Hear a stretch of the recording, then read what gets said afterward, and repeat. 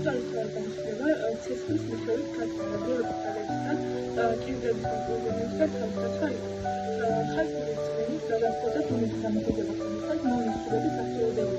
ოჩახის კი მასწავლებელს და ოჯახის აუდიტორთან გასცდა დასახლებები.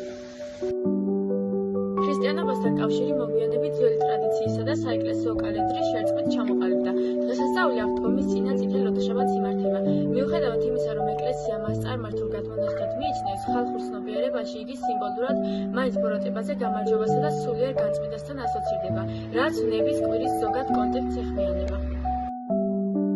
ტრადიციული რიტუალი მზის ჩასვლის შემდეგ იწყება, როდესაც ეზოებში დაგროვილ ფიჭვსა და ჩალას ცეცხლს უკიდებენ.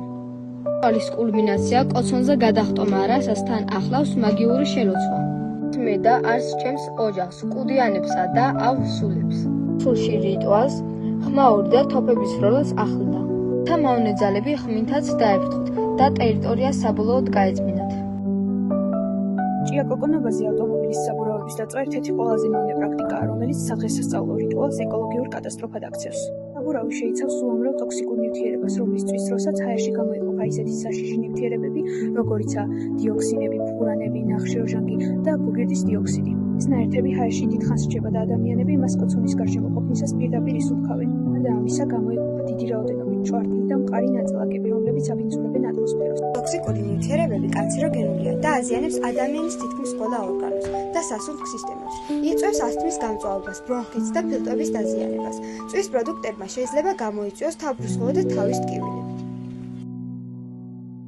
საბურავების წვა ჭიაკოკონობისას ნამდვილი ეკოლოგიური კატასტროფაა, რომელიც უპირველესად ჩვენ სასიცოცხლო რესურსს, წყალს ანადგურებს. როდესაც საბურავი იწვის, მისგან გამოიყოფა ტოქსიკური პიროვნული ზეთი, რომელიც წვიმისა და თოვლის მეშვეობით ადვილად იშოდება მიწის სიღრმეში და უერთდება გრუნტის წყლებს, რაც იმას ნიშნავს, რომ მოწამლები ნივთიერებები პირდაპირ ხდება იმ წყალში, რომელსაც მოსახლეობა ჭებიდა თუ წყაროებიდან მოიხმარს.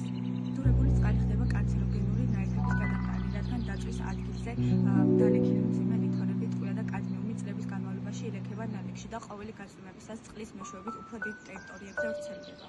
საბოლოო ჯამში ის წყალი, რომელთაც მიწა სულ წყალთან საქონელს უასმევთ, იშგრიფება შხამით, რაც ქმნის მაკიერ წლეს.